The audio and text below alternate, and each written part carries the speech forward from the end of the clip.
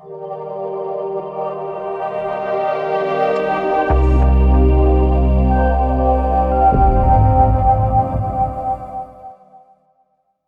ho, it's Carl, your everyday mystic here. Right, on a dreary, damp, and wet Saturday morning, we'll have a quick chat about putting acceptance to work.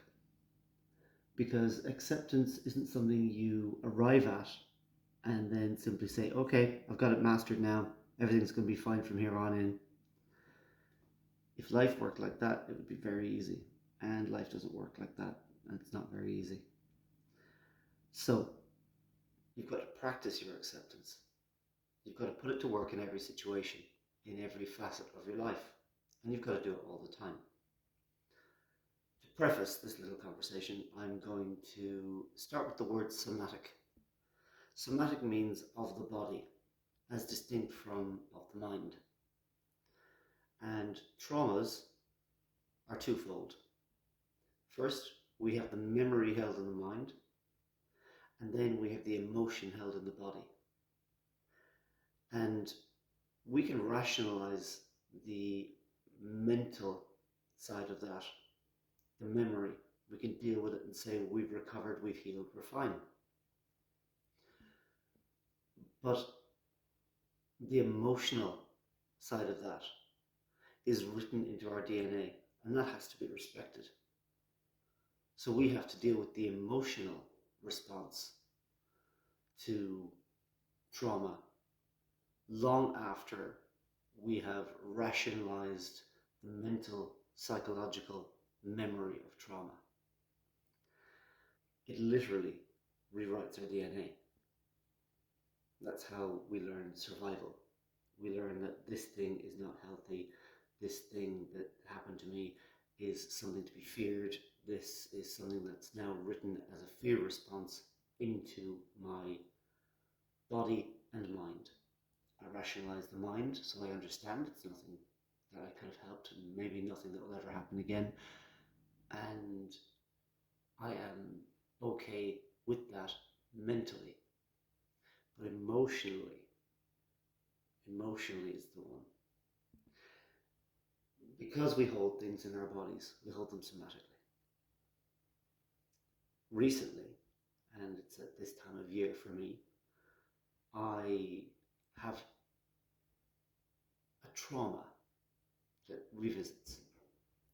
It revisits because of an anniversary of a particularly heinous and not very pleasant assault that I suffered as a young man. Now, rationally, I know that it is nearly 40 years ago. Mentally, I have understood it. And yet, on occasion, approaching anniversaries, my body says, no, we're not done with you yet. And it says we're not done with you yet simply because it's trying to protect me. It's trying to let me know that I have to mind myself so that this thing doesn't ever happen again. This assault doesn't ever happen to me again. And that's okay. That's a little bit of acceptance right there. I have to understand that.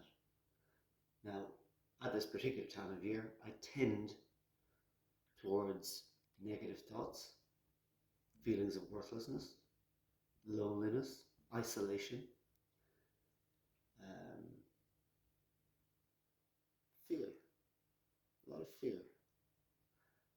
And I don't always have my finger on them at the time. Sometimes they creep up, they're in my subconscious, they're in disturbed sleep, they're in odd dreams. And that is my subconscious way of telling me, hey, you're not listening to your body. You're not listening to the somatic, emotional content of what's happened to you. And it doesn't matter how many years go by, you have to respect that content. And the only way you can respect that content is by sitting with that old pain, reliving it a little bit, reframing it so that you understand it better. It's like being claustrophobic. If you think you're on the verge of a claustrophobia attack, going out into wide open spaces is great.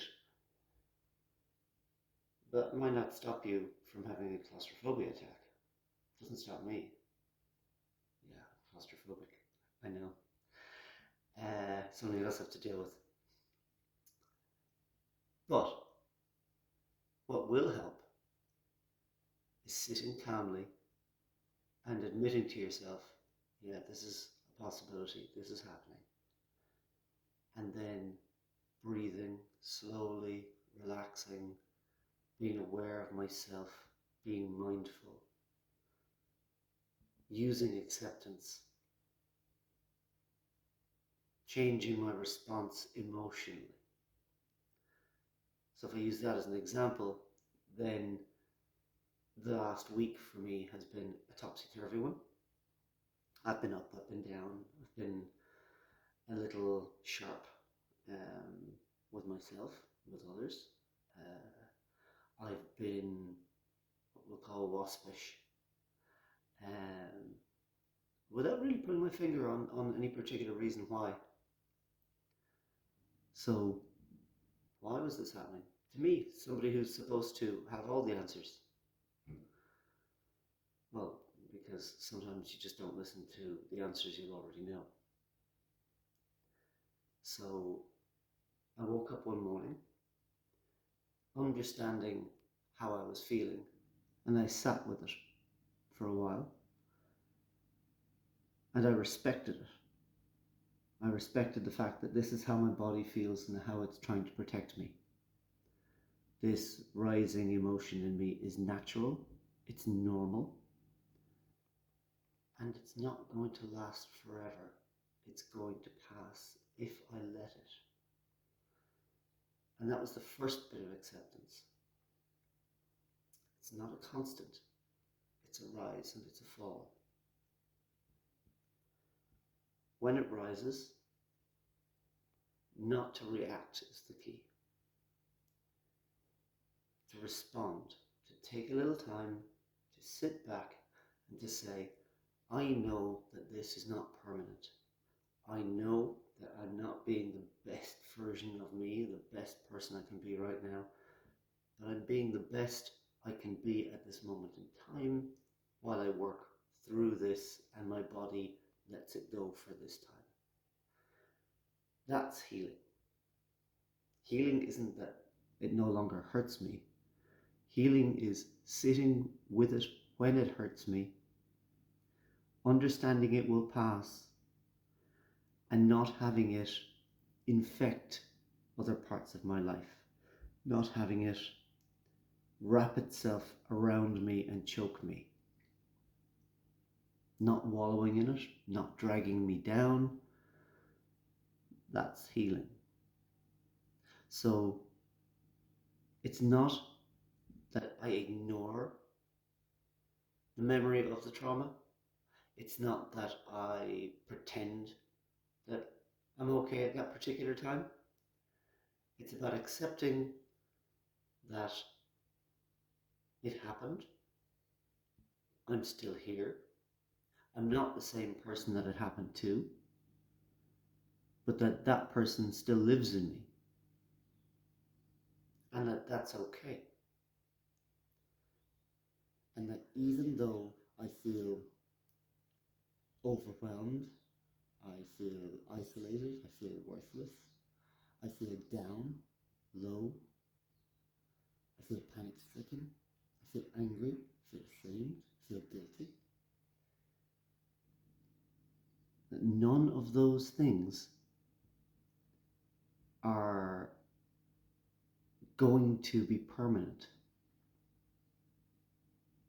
And I have to also understand that there's two components.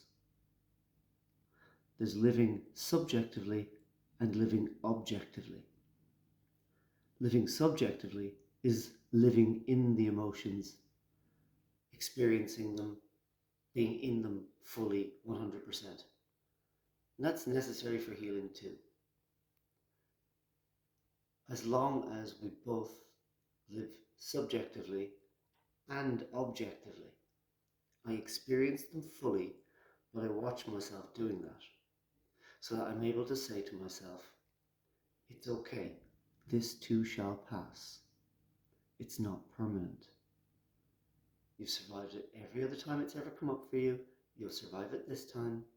You'll learn from it, and it'll hurt less next time.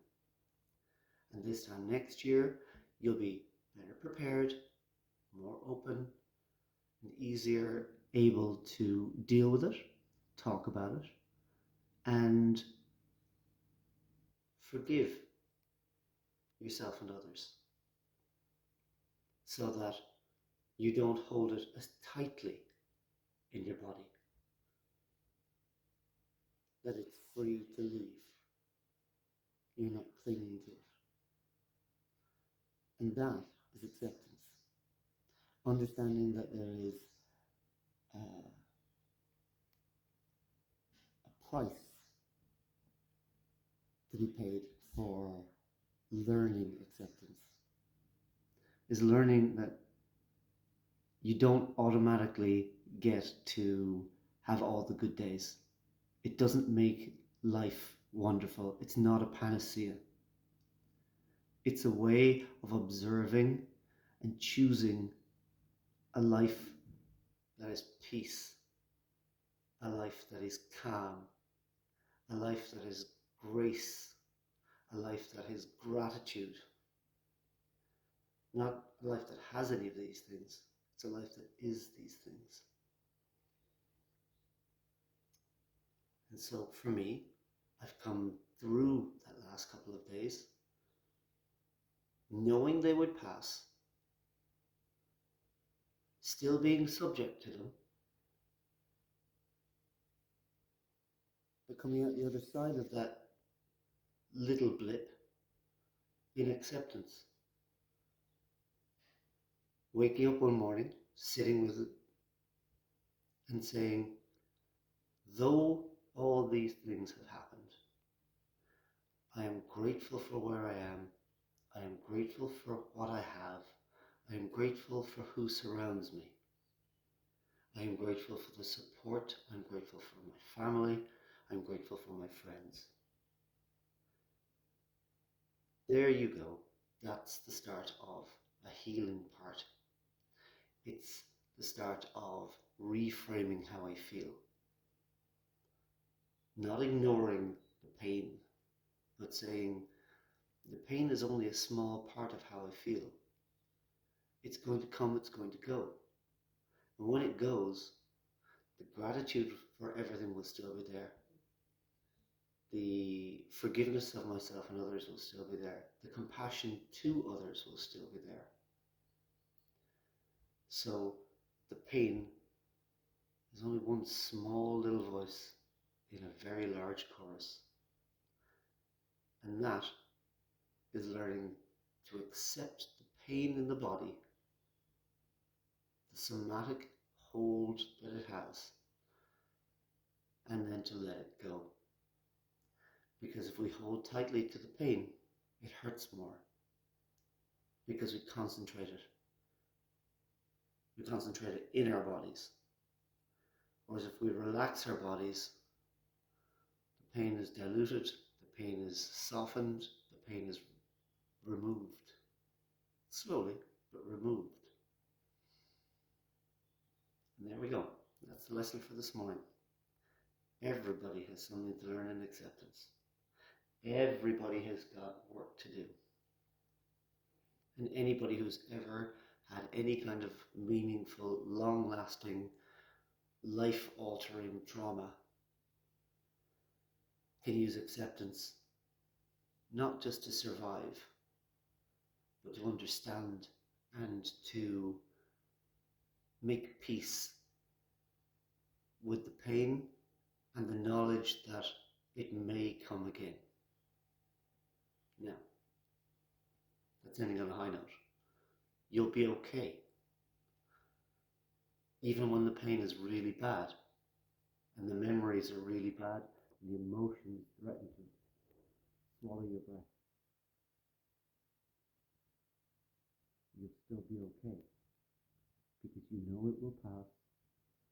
You know that it's just your body trying to protect you, just trying to help you. Just your subconscious saying, I need help. I need to let this go. I need to respect it, understand it, and then let it be free. Have a good day.